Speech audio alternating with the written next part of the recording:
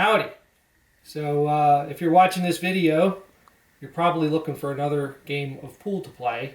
If you've got tired of 8-ball and 9-ball, which is what happened to with my wife and I. We got this pool table about 4 years ago. We play about 4 or 5 nights a week. We play 3 games. We were playing 2 games 8-ball, 1 game of 9-ball, and we kind of got bored with the 8-ball and wanted another game to play. And so I came up with a new game called Low Ball, and it's our favorite game now. We play that a couple times every night. So the idea of this game is you get extra points for harder shots, and you're going to try to score as many points in a single turn as possible, and whoever scores the most points in a single turn is the winner of the game. So we're starting with a rack here. I put the 1 ball in the middle because it's the low ball. Just like you put the 8-ball in the middle for 8-ball, we're going to put the 1 ball in the middle for low ball. So the way we score this game is you're going to get 1 point for every ball you knock in. You get an extra point for the low ball. It's always worth an extra point. And if you can score extra points by a combo. A combo is worth 1 extra point. If you combo the low ball, you get the extra point for the combo, the extra point for the low ball, for a total of 3 points in that shot.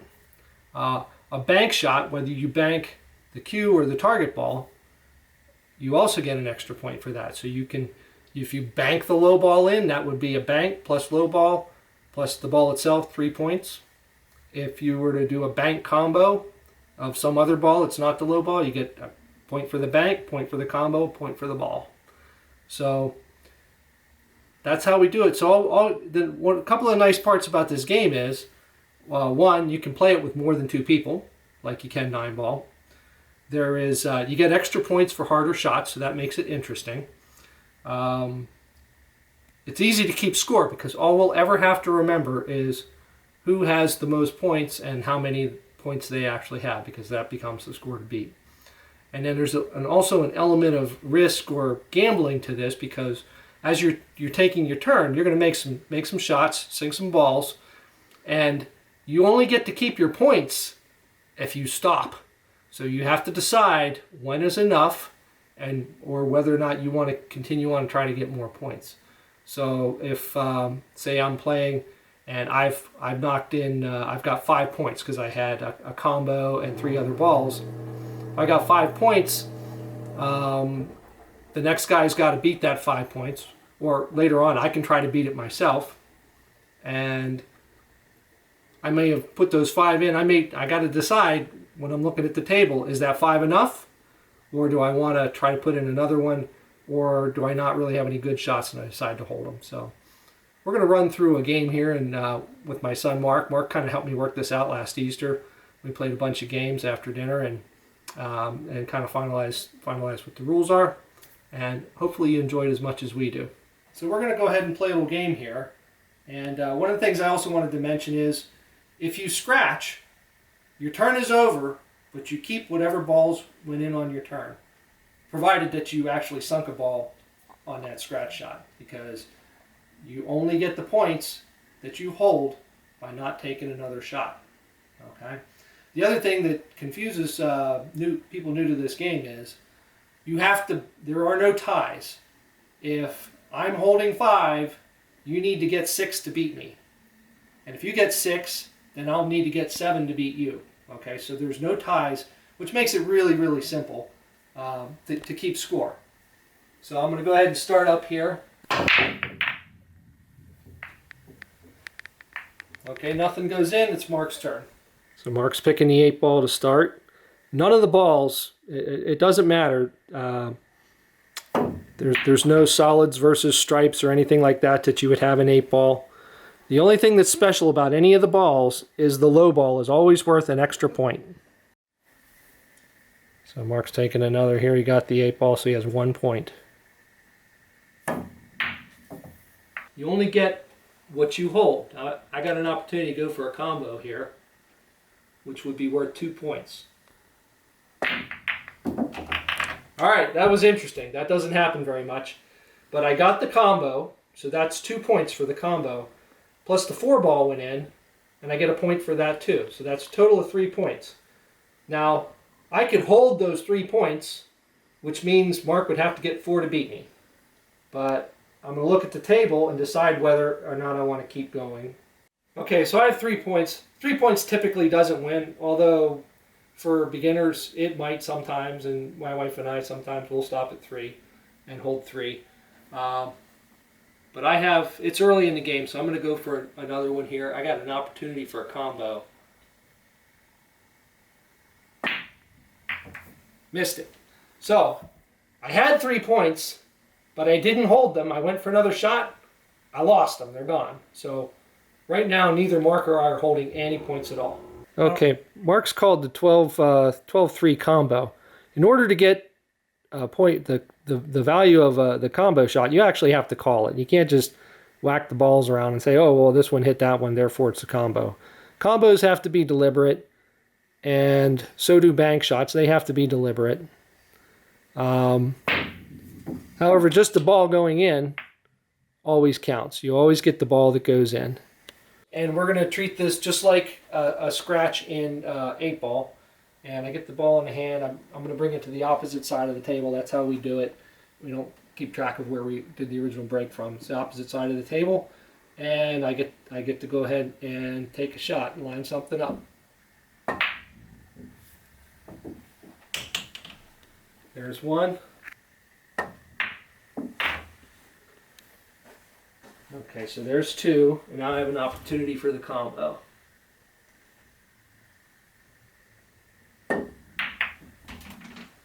That makes 4. I'm a little rusty tonight. I'm going to hold the 4. And so the advantage there is Mark can't beat me with a 4. So I'm going to hold the 4, and no matter what, I don't lose that 4 until somebody scores more than 4 points. So from here on, my next turn, I'll be trying to get 5 or more. So right now, Mark's going to try to get 5. So Mark's going to shoot for the 11 ball. So this is just a little like blackjack. You know, when you take an extra hit and you get burnt, you're trying to get... Oh, nice shot. Okay, so there's 1.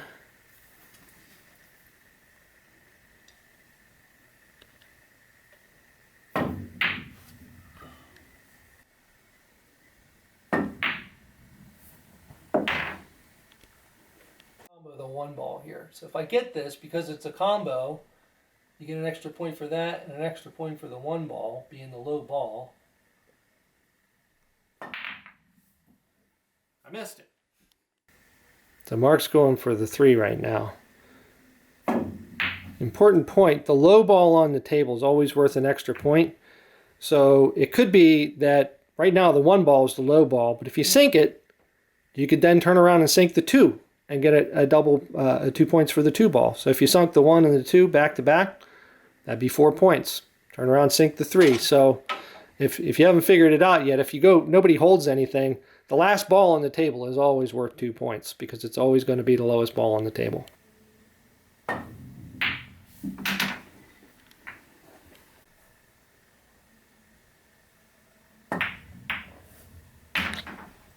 Okay, so with the cue ball sitting here, you might want to stop, but I only have 3 points so far on this turn, and I'm already holding 4 from a previous turn. So 4 is the score to beat.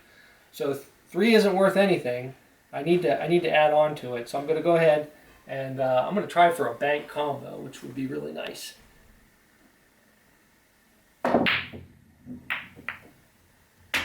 Okay, that was a bank combo. So I get an extra point for the bank, an extra point for the combo, and I get, of course, the point for the ball. So it's a 3-point shot. Add that to the 3 I already had. I had a regular ball and I had a low ball. That makes a total of 6 points, which is more than the 4 that I had. Now I could look at the table and say, well, if there was a really easy shot, I would probably take another easy shot.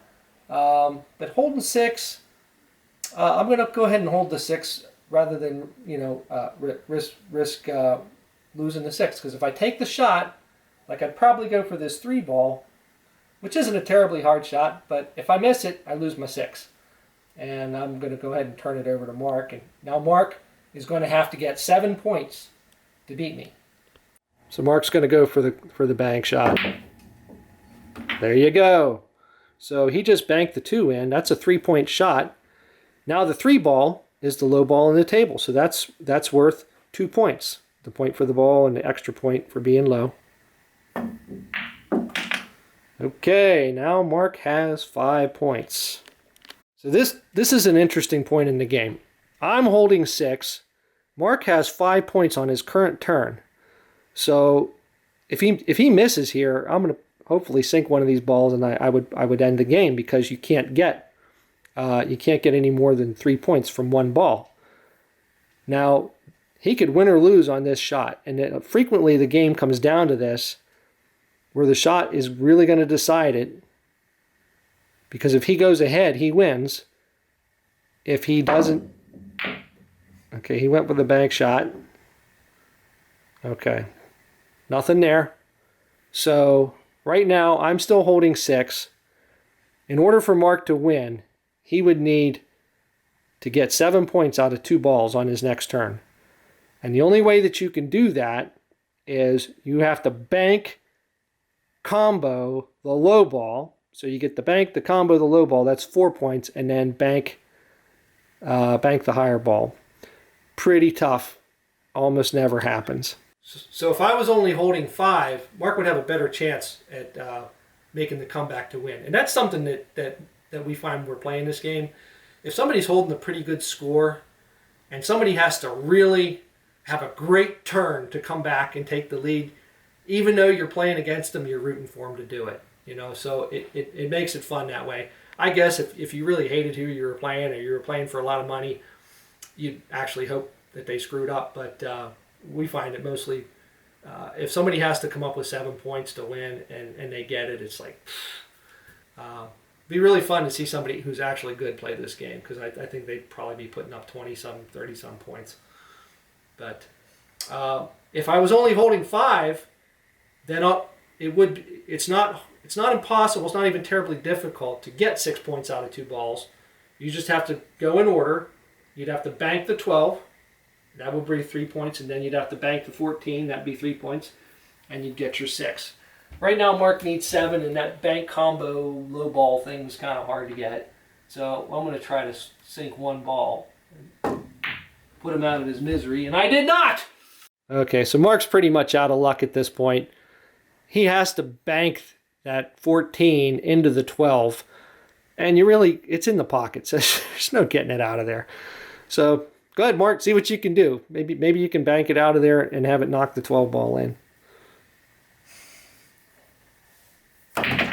Well, so you might think it was good since he sunk a ball. Oh, he sunk the cue. Hold on. Game's still on. Okay, I just put Mark out of his misery here. So we get a big kick out of playing this game. Deciding whether or not to go for more points or not go for more points. A big come from behind win is always fun to watch, whether you're doing it or somebody else is doing it. Getting the extra points for a combo bank. The combo bank was worth 3 points. Combo bank low ball, that's 4 points. So there's a lot of interesting things that can happen with this game. And there's always the risk factor saying, do I want to hold my points or try for one more? And it's always easy to keep the score, because all you have to remember is who's holding the high score. And you may get halfway through the game where nobody's holding anything because they keep going for more points and miss a shot, and then hold nothing. At some point, somebody scores some points. They look at the table. They're satisfied. They stop. They hold those points. So it's all about how many points you can get in one turn. It gets easier to score points later in the game because there's fewer balls on the table, and every ball is an eligible ball. So using the banks, combos, and low balls. To clarify also, a double combo is worth extra point for the double. So if whereas a combo is worth 2 points, the double would be worth 3 points. If you double combo the low ball, you get the extra point for the low ball. That's a 4-point shot. So there's ways to put up some points when you have to come from behind, and that makes it very interesting. So we enjoy this game, and we hope that you enjoy this game. We call it low ball. And I'm Roger Smith, and my son Mark helping me out with the game and also with the filming. So Mark was telling me that his Hollywood friends were a little bit confused about how you could get extra points for different shots. So we're gonna run through just a few samples of how many points you get for this shot or that shot, for combos, bank combos, low balls, etc., etc. So I'm going to start with the break. You get points on the break if you sink some balls. Any ball that goes in is worth 1 point, unless it's the one ball, which is going to be worth the extra point because it's the low ball when you're breaking.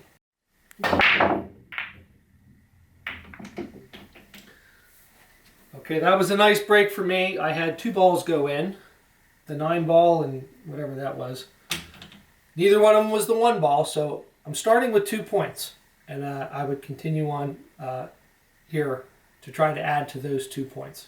So for instructional purposes only, we're going to move some balls around just to demonstrate some shots. So the first thing to know is the lowest ball on the table, regardless of what it is always worth an extra point.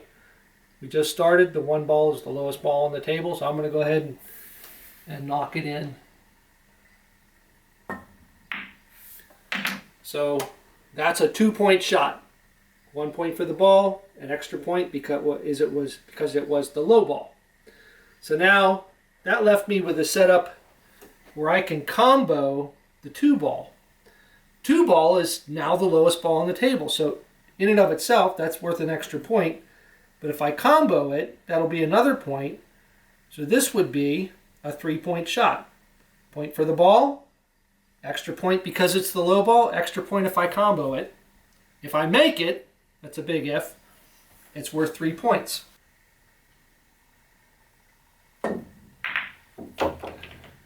So there you go. That was a 3-point shot, a combo, and it was the low ball. I'm going to demonstrate another multiple point shot. The 3 ball has gone off the table, and so are the 1 and the 2, so the 4 ball is now the low ball on the table. I could shoot it from over there, and it would be worth 2 points. Point for the ball and an extra point because it's the low ball. However, if I'm trying to get some points here, I can bank the cue ball, and because it would be a bank low ball, it would be the bank low ball and the ball 3-point shot. So when you're doing bank shots, it can either be banking the cue or banking the target. I could knock something else off of a bumper and then have it go in. I'll go ahead and try this shot.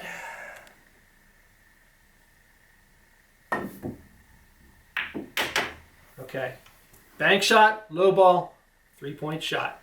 So we had a little debate about this early on, and we decided that this does not count as a bank shot. Because this ball, you could barely bank the cue off the side. It doesn't count as a bank shot. For it to be a bank shot, either the cue or the target ball has to be hitting an opposite bumper. Okay? So these glancing things don't count as a bank. Okay, you might get lucky and end up with the opportunity for a shot like this. Right now, this 5 ball is the lowest ball on the table. 1, 2, 3, and 4 are gone. So extra point for the 5. If I combo it with the 14, that gives me another point. That would be 3. But instead of shooting from over there, I could shoot this from over here and bank it. That makes 1, 2, 3, and the bank. That would make it a 4-point shot.